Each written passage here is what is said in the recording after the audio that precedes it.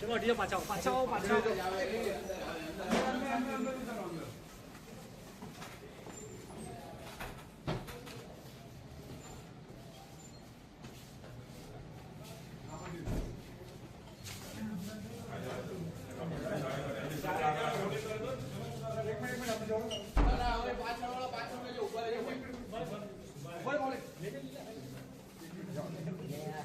चलो हाँ जी ત્યાં ગોઠવો સાહેબ ત્યાં ગોઠવાઈ દે લે ત્યાં ગાડી લઈ લો ને ત્યાં લેવડી લે એ રવિ ત્રણ જ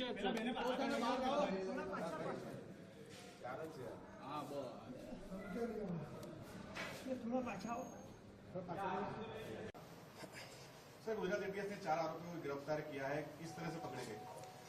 गुजरात एटीएस के डीवाईएसपी हर्ष उपाध्याय को पिछले 10 जून को एक इन्फॉर्मेशन मिली थी कि 5 इंस्टाग्राम अकाउंट्स हैं जो शरीयत या शहादत, फरदीन 3, मुजाहिद 1, मुजाहिदीन 3, सैफुल्ला मुजाहिद 313, ये जो 5 अकाउंट हैं ये अलकायदा जो एक प्रोस्क्राइब टेररिस्ट ऑर्गेनाइजेशन है इसकी विचारधारा का प्रचार प्रसार देश में कर रहे हैं।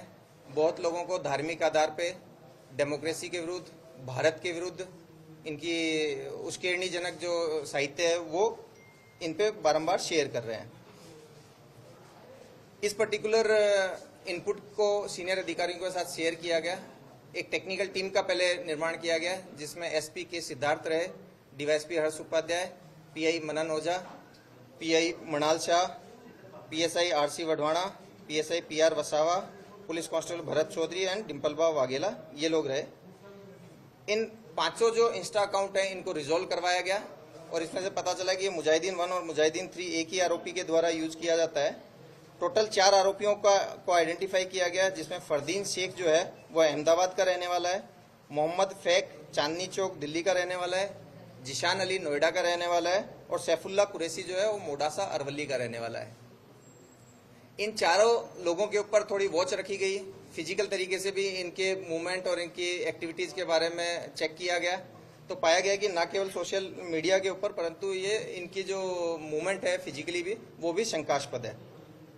इसके आधार पे एक बड़ी टीम का निर्माण किया गया जिसमें DYSP Harsh Upadhyay, SL Chaudhary, PI Nikhil Brahmbhatt, JN Chavda, PB Desai, BH Korat, AS Chavda, YS Gujar, sub inspector MN Patel, BD Vaghela, SR Chavda, RR Rathod, BJ Patel, AR Chaudhary, AP Parmar और साथ में लगभग 25 पुलिस कांस्टेबल के साथ में 4 डिफरेंट टीम्स बनाई गई। ये टीम्स अहमदाबाद, मोडासा, दिल्ली और नोएडा गई क्योंकि ये एक अंतर्राज्यीय ऑपरेशन था। इसमें सेंट्रल एजेंसियों का कोऑर्डिनेशन में बहुत महत्व का योगदान रहा। दिल्ली पुलिस की special cell, local Delhi police, UP ATS, Noida police तथा गुजरात एटीएस की टीम ने मिलकर इस ऑपरेशन को सफलतापूर्वक संपन्न किया। ऑपरेशन के अंत में जो चारों सस्पेक्टेड आरोपी है इनको हम पकड़ पाए हैं।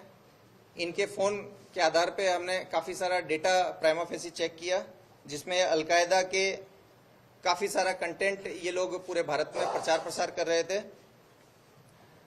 इन लोगों के इंस्टा अकाउंट से हमें ये भी जानने में मिला और कुछ इसमें सीजर भी हुआ है, जैसे कि फरदीन के पास से एक तलवार सीज की गई है, अलकायदा का मटेरियल उसके पास से सीज हुआ है।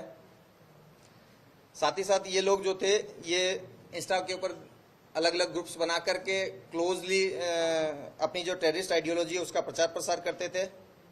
डेमोक्रेसी भारत में ना हो, शरीयत लागू हो, इसके लिए इन लोगों के द्वारा बहुत सारा कंटेंट क्रिएट किया जाता था और सर्कुलेट किया जाता था। खास करके जो मोहम्मद फैक है वो कुछ पाकिस्तानी इंस्टाग्राम अकाउंट्स के साथ भी कांटेक्ट में था। जो पाकिस्तानी इंस्टाग्राम अकाउंट्स जो हैं इसको जिहादी एक्टिविटीज़ के लिए मटेरियल प्रोवाइड करते थे और ये बहुत सारी AQIS की एक्टिविटीज़ के लिए दोनों मिलकर के आगे की प्लान कर रहे थे। इस केस में हमने जो केस रजिस्टर किया है वो यूएपी के सेक्शन 13, 18, 38, 39 तथा BNS के सेक्शन 113, 152, 196 और 68 इन सेक्शंस के अंडर में ये एफआईआर रजिस्टर की गई है। जो आरोपी हैं सैफुल्ला और फरदीन इनको आज कोर्ट में प्रोडक्शन किया गया। 14 दिन की इनकी रिमांड मंजूर हुई है और जो रिमेनिंग 2 आरोपी हैं उनको भी कल कोर्ट में प्रस्तुत किया जाएगा। देखिए, ऑपरेशन सिंदूर के बारे में इनके पास से जो फरदीन के पास से हमें जो दस्तावेज रिकवर हुए हैं, साथ ही साथ इन्होंने जो उस टाइम पर पर्टिकुलरली पोस्ट की है, उसमें ऑपरेशन सिंदूर पे भारत सरकार विरोधी, प्रो पाकिस्तानी और धार्मिक आधार पर हिंसा फैले, इस तरह का कंटेंट रखे, इस तरह के इन्होंने चीजें पोस्ट की हैं और इनके पास में रिकवरी मिली है। इन लोगों को क्या कोई टास्क दिया जाना था आगामी 1 महीने के अंदर? कुछ बड़ा प्लानिंग चल रही थी, कुछ फिराक में थे ये लोग चारों? देखिए, अभी क्योंकि जो मोहम्मद फैक है वो 1-2 पाकिस्तानी इंस्टाग्राम अकाउंट्स के साथ में कांटेक्ट में था। इन लोगों की प्राइमा फेसी हमने इनका डिटेन करके इनके जो फोन है, इनके इलेक्ट्रॉनिक इक्विपमेंट्स हैं, वो सब सीजर करके एफएसएल भेजा है, जहां से हमारे पास इनकी वर्किंग कॉपीज आएगी। इनका इंस्टाग्राम आर्काइव जो है वो आएगा। ऑल्दो अभी हमारे पास में जितनी डिटेल्स आई है उसके अंदर यही है कि ये लोग रेडिकल कंटेंट बहुत ज्यादा तैयार करते थे। पाकिस्तानी जो इंस्टाग्राम अकाउंट्स हैं उनके साथ में ये कंटेंट शेयर करते थे, उनसे कंटेंट लेते थे और भारतीय उसमें फैलाते थे।